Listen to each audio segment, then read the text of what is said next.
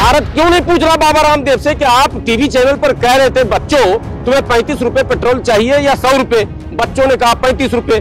कहां है 35 रुपए पेट्रोल? झूठ पर झूठ, फिर झूठ, बोले जाओ झूठ और बन जाओ संत। झूठ बोलने वाला संत हो जाएगा, दगा देने वाला संत हो जाएगा, दूसरों को अपमानित करने वाला संत हो जाएगा? कभी नहीं हो सकता। बताओ कि ये तमीज आपने कहां सीखी? आपके किस गुरु ने बताया कि दूसरे धर्म के लोगों के वेशभूषा, कपड़ा, पहनावा, खान पीन, दाढ़ी, मोछ, टोपी, पगड़ी पर आप जो है इस तरह की फफ्तियां कसोगे? मेरे दफ्तर में लगी हुई थी बाबा रामदेव की तस्वीर, उसको हमने उल्टा, क्योंकि वो आदमी उल्टा तो हमने उसका फोटो भी उलट दिया।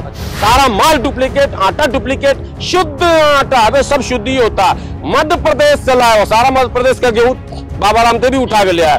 तो मोदी जी जब कहें दलितों को मत मारो, चाहे मुझे मार लो, समझो दलित गया काम से, अब पीटेगा ही पीटेगा। और पीटा उसके बाद। धर्म पे न संकट था, न संकट है, न संकट कभी होगा। लाख आप लोगों को कहें कि मैं अच्छा हूं, मगर आपका क्रियाक्रम, अगर आपकी बोली चाली, आपका वेशभूषा, आपकी एक्टिविटी अगर गलत है तो आपके कथनी पर कोई आपकी तरफ नहीं जाएगा, आपकी करनी पर आपकी तरफ जाएगा।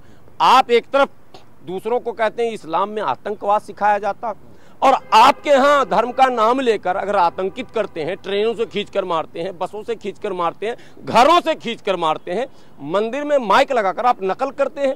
जम्मू कश्मीर एक एक्सीडेंट है, धर्म का मामला नहीं है। वहां तो हरि सिंह राजा थे, लड़ाई तो हरि सिंह से आपकी है, वहां मुसलमानों से लड़ाई नहीं है।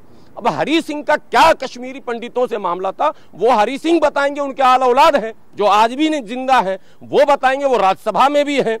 तो साहब आप वो नकल करते हैं और आप दिल्ली के 100 किलोमीटर के दायरे में मंदिर से माइक पर ऐलान करके घर से खिंचवा के मारते हैं और मारने वालों का फूल माला से स्वागत करते हैं। आप एक आदमी को जिंदा जलाते हैं अफराजुल नाम के, और उसके बाद उसके जिंदा जलाने वाले शंभू रैगर को सम्मानित करते हैं और उसके खिलाफ मुकदमा सुनवाई करने वाली कोर्ट का तिरंगा उतारकर भगवा फहराते। ये आरोप तो नहीं लग रहे हैं ना, पूरी दुनिया ने देखा ना जयपुर के अंदर ये ड्रामा, और आप आरोप हम पर लगाते हैं। जिसने सर तन से जुदा किया राजस्थान में मुसलमान, वो इनका गैंग निकला कि नहीं निकला? किसी मुसलमानों ने, एक मुसलमान हमको बताइए जो उसके समर्थन में प्रत्यक्ष या अप्रत्यक्ष बंद कमरे में भी कभी बोला हो? सबने लानत भेजी उस पर, सबने कहा कि उसने नाक कटा दी, उसने बदनाम कर दिया मजहब को, उसके घर और खानदान को लोगों ने त्याग दिया। ये नौबत, हम तो नफरत करते हैं और आप उन लोगों को गले लगाते हैं, माला पहनाते हैं। केंद्रीय मंत्री जाते हैं झारखंड में माला, तो बाबा रामदेव अपने काम में सही जा रहे हैं, वो यही उनकी ड्यूटी है। पब्लिक को कहेंगे तुमको 35 रुपए, बताइए इस झूठ को भारत क्यों नहीं पूछ रहा है? भारत क्यों नहीं पूछ रहा बाबा रामदेव से कि आप टीवी चैनल पर कह रहे थे बच्चों तुम्हें 35 रुपए पेट्रोल चाहिए या 100 रुपए। बच्चों ने कहा 35 रुपए। कहां है 35 रुपए पेट्रोल? आपको 300 रुपए वाला सिलेंडर चाहिए या 600 वाला? बच्चों ने कहा 300 वाला। बताओ बाबा रामदेव कहां है 300 वाला? आपने ये जितने ड्रामे किए थे इस सरकार को लाने में, एक भी तो सामने आया नहीं। सब झूठ, झूठ पर झूठ, फिर झूठ, बोले जाओ झूठ और बन जाओ संत। झूठ बोलने वाला संत हो जाएगा, दगा देने वाला संत हो जाएगा, दूसरों को अपमानित करने वाला संत हो जाएगा? कभी नहीं हो सकता। ये हिंदू धर्म के नाम पर ये लोग बदनुमा दाग हैं मजहब पर, ये हिंदू धर्म को बदनाम कर रहे हैं। जो समावेशी धर्म कहा जाता, वसुदैव कुटुंबकम जहां कहा जाता, वहां आप इस तरह की राजनीति करेंगे, इस तरह की भाषा का इस्तेमाल करेंगे? आप बिल्कुल नहीं, सरासर गलत, बेबुनियाद। ऐसे संतों का समाज को बहिष्कार करना चाहिए। बाबा रामदेव एक बिजनेसमैन भी थे, अच्छा खासा चल पड़ा था, अच्छी गाड़ी थी, कई करोड़ की गाड़ी से वो चल रहे थे, इनके चेले भी चल रहे थे, हेलीकॉप्टर भी था और बड़ा साम्राज्य अच्छा स्थापित हो गया था। क्या हो गया संकट? किसने ये साम्राज्य खड़ा करा था? क्या कुछ गड़बड़ है? कुछ दाल में काला है कि धर्म की तरफ भाग रहे हैं? धर्म का सहारा लेकर इस तरह की हरकत करने वाला चाहे कोई भी हो, समझ जाइए दाल में काला है, चाहे कोई मौलवी क्यों ना हो। अगर वो बार बार इस तरह की हरकत करे जो गैर शरई हो और वो इस्लाम और मुसलमान को कहे खतरे में है, समझ जाइए उसकी अपनी निजी जिंदगी खतरे में है, उसकी संपत्ति खतरे में है। वो इस्लाम को खतरा में बताकर अपना खतरा मिटा रहा। इसी तरह से अगर कोई कह रहा कि हिंदुत्व खतरे में है, समझिए अडानी खतरे में है, बाबा रामदेव खतरे में है, मोदी सरकार खतरे में है, इसलिए हिंदुत्व खतरे में है, वरना कहीं कोई खतरे में नहीं। अच्छा, अडानी का आपने जिक्र किया, अडानी को लेकर भी ये कहा जा रहा है कि अडानी पर जो ये रिपोर्ट आई है हिंडनबर्ग की, ये देश पे हमला है। देश पे हमला है तो जांच करवा लिया जाए, जांच करवाए। सरकार के पास तो सारी एजेंसियां हैं, राहुल गांधी का जांच हो चुका है, सोनिया गांधी जी का जांच हो चुका है, कोई मुख्यमंत्री गैर को मतलब भाजपाई न बचा जिसका जांच न हुआ हो, कोई नेता नहीं बचा देश में। कितने मदरसे का जांच आपने करा लिया, 500-600 मदरसे का जांच करा लिया, मौलवियों का जांच करा लिया, संगठनों का करा लिया, एनजीओ का करा लिया, पार्टियों का भी खंगाल लिया, तो फिर आप इसका भी करा लीजिए साहब। अगर हमला है तो कौन इसके पीछे खेल रहा, मोदी सरकार को कौन बदनाम करना चाह रहा, उसका नाम भी तो आए सामने। नाम अगर नहीं आता है, वो सिर्फ बोलते हैं, मतलब फिर आप भावनाएं भड़का रहे हैं, अरे ये हमको बदनाम कर रहे हैं। कौन कर रहा बदनाम? चेहरा तो सामने आए। अगर वो चेहरा सामने नहीं आता है तो ये समझिए कि ये भी एक झूठ है, यानी झूठ पर झूठ, झूठ पर झूठ, फिर झूठ, फिर झूठ, यही समझना होगा आपको ये। इसलिए कुल मिलाकर देश में जो माहौल है, मैं सभी धर्मों के संत गुरुओं से, धर्म गुरुओं से, मौलवियों से, आलिमों से, साधु संतों से, पादरियों से, सबसे कहता हूं, आपको जो आपका धर्म सिखाता वो आप आकर सिखाइए, दूसरे धर्म पर कटाक्ष मत कीजिए। आप संस्कार निर्माण के काम में के लिए हैं, संत है ना जी। आप संस्कार निर्माण करेंगे या किसी के संस्कार हनन करेंगे, उसका चरित्र हनन करेंगे। आप कहा जा रहा है कि जो बाबा रामदेव की जो उत्पाद हैं बाबा रामदेव के, उसमें लगातार मिलावट के मामले सामने आ रहे हैं, इस वजह से बाबा उससे ध्यान भटकाने के लिए एक नया प्रोपगंडा लेकर आए हैं। ये मैं तो कह रहा हूं ना, ये बात जब मामला संकट में आएगा, आर्थिक संकट, तो आप बताएंगे धार्मिक संकट, क्योंकि आर्थिक संकट में लोग कहेंगे तुम्हारा लूट रहा ना, हमारा क्या लूट रहा। लेकिन जब धार्मिक संकट बोलेंगे तो हर आदमी की भावनाएं जुड़ी होती है, अरे मेरे धर्म, मेरे धर्म, तो फिर करोड़ों लोग जो है मेरे धर्म से बात। इसलिए संकट है आर्थिक, बताया जा रहा धार्मिक। धर्म पे न संकट था, न संकट है, न संकट कभी होगा। धर्म धारण करने की चीज है, वो इंसान के निजी जीवन में एक क्रांतिकारी परिवर्तन लाने के लिए ये धार्मिक रीति और रिवाज और नियम और कानून होते हैं। लेकिन आर्थिक संकट अगर है तो धर्म का नाम लीजिए, सामाजिक संकट है तो धर्म का नाम है। सामाजिक संकट मैं इसलिए कह रहा हूं कि पिछले दिनों आप देख ही रहे होंगे, रामचरितमानस को लेकर और कई मामले को लेकर एक वर्ग विशेष के लोग जो मैदान में उतरे हैं, वो वहां से भी ध्यान हटाना है और अडानी प्रकरण से भी ध्यान हटाना है। जो अभी बजट जो पेश हुआ है वहां से भी ध्यान हटाना। बजट पेश हुआ, 7 लाख रुपया टैक्स फ्री कर दिया आपने, क्यों किया साहब? 7 लाख रुपया लेकर आप चल सकते हैं, मतलब टैक्स फ्री है, मतलब पुलिस आपको पकड़ेगी नहीं, मतलब अपराध नहीं है। मतलब यह है कि कोई भी व्यक्ति 7 लाख रुपया लेकर चलेगा। आप जानते क्या होगा?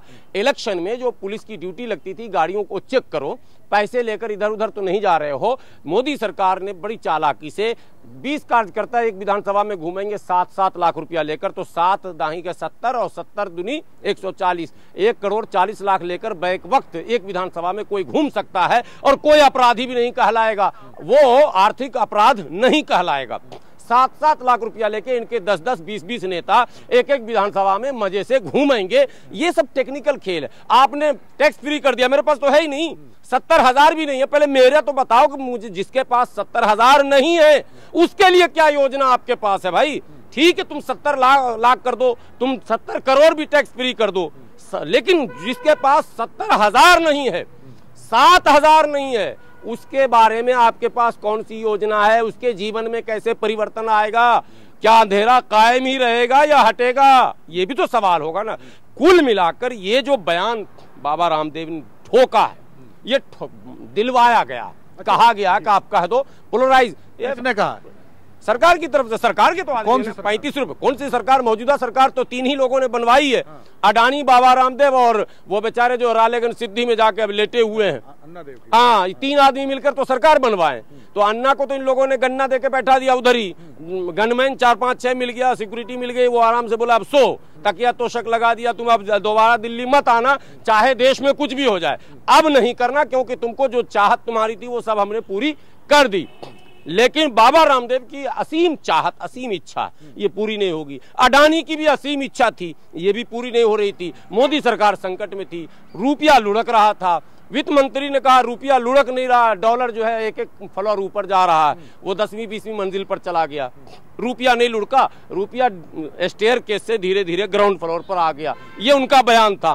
तो रुपया लुढ़क रहा है, डॉलर बढ़ रहा है, आर्थिक संकट है देश में, संकट है, दिख नहीं रहा, इसलिए नहीं दिख रहा कि हम मेहनत कश हैं, हम पेट पालना जानते हैं। भारत के लोग मेहनत कश हैं, भारत के लोग किसान हैं, मजदूर हैं, ये लेबोरियस है। दुनिया में ये पहला देश है भारत जहां लोग लाख संकट आ जाए, लोग कहते हैं पाकिस्तान और श्रीलंका, पाकिस्तान और श्रीलंका से भूगोल भी हमारा अलग है, इतिहास भी हमारा अलग है, और मानसिक तौर पर भी हम उससे भिन्न हैं।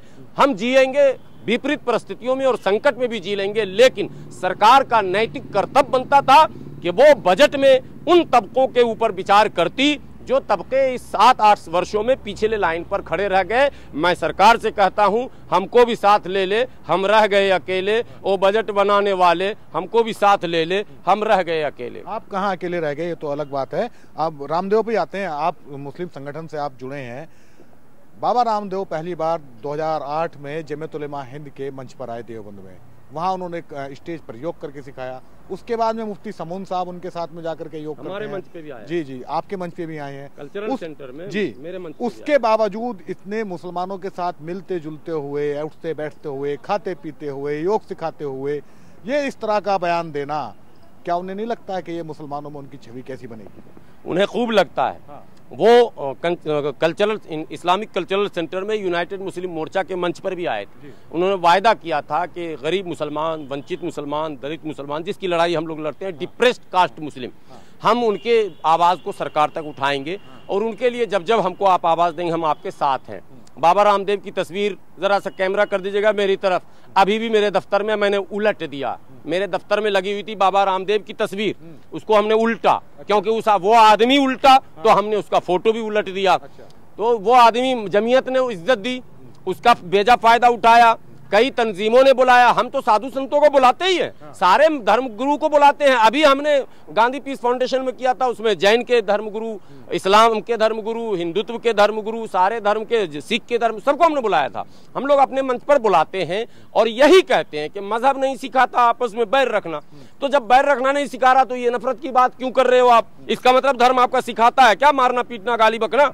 अब बताओ ना, मैं तो पूछ रहा हूँ बाबा रामदेव से, बताओ कि ये तमीज आपने कहाँ सीखी? आपके किस गुरु ने बताया कि दूसरे धर्म के लोगों के वेशभूषा, कपड़ा, पहनावा, खान पीन, दाढ़ी, मोछ, टोपी, पगड़ी पर आप जो है इस तरह की फफ्तियां कसोगे?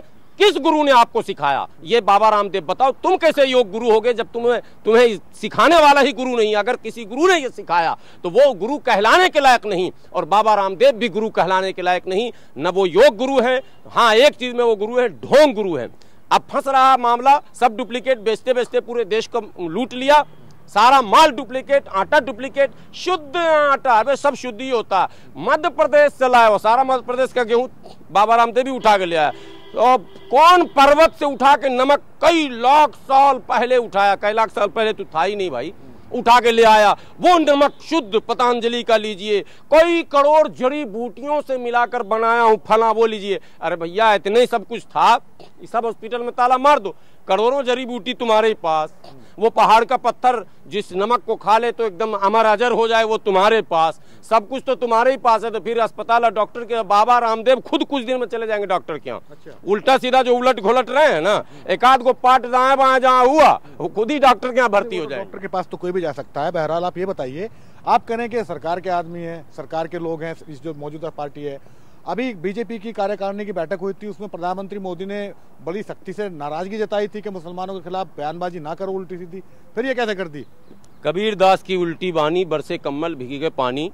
मोदी जी जब कहें दलितों को मत मारो, चाहे मुझे मार लो, समझो दलित गया काम से, अब पीटेगा ही पीटेगा। अच्छा। और पीटा उसके बाद फिर मोदी जी कहें मुसलमान को बिल्कुल सम्मान से बात कीजिए, घर घर जाइए, घर घर जाकर ये पसमानदा कहकर एक ठगने का नया फार्मूला इन्होंने निकाला। मैं तो कह रहा हूं आपके चैनल पर, मोदी जी अगर आप वाकई पसमानदा मुसलमानों के बारे में गंभीर हैं तो नेहरू जी ने जो गलती की थी, अनुच्छेद 341 पर धार्मिक प्रतिबंध लगाकर उस तबके को वंचित किया था, आप वो प्रतिबंध हटा दीजिए।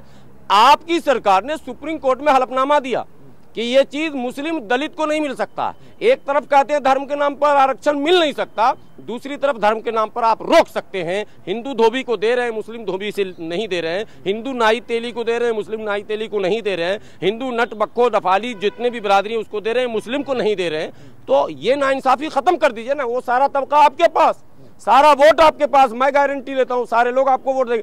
मगर इनको कुछ चमचे मिल गए। सबको ये लग रहा है कि अब 2030 तक, वो अमित शाह जी ने बोले थे 50 साल तक मैं ही रहूंगा।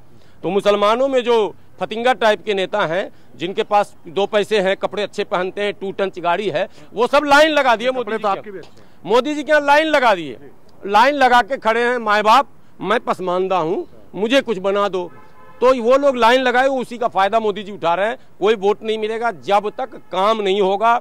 लोगों को पता चल चुका है, ये जुमले की सरकार है, वादे की सरकार है, आश्वासन की सरकार है। यहाँ मंत्री आश्वासन सिर्फ देते हैं, काम नहीं होता है। इसलिए सरकार बदलेगी और हिंदू मुस्लिम लाख आप करते रहें, देश को बहुत दिनों तक कोई बेवकूफ नहीं बनाएगा। याद कीजिए, कांग्रेस के पास जब 400 से भी अधिक सीटें थी, तब इस देश ने कांग्रेस को ऐसा साफ किया था कि दिग्गज देश की शेरनी, दुनिया में जिसका नाम, मोदी जी क्या नाम कमाए होंगे, जो स्वर्गीय इंदिरा गांधी को मिला था सम्मान।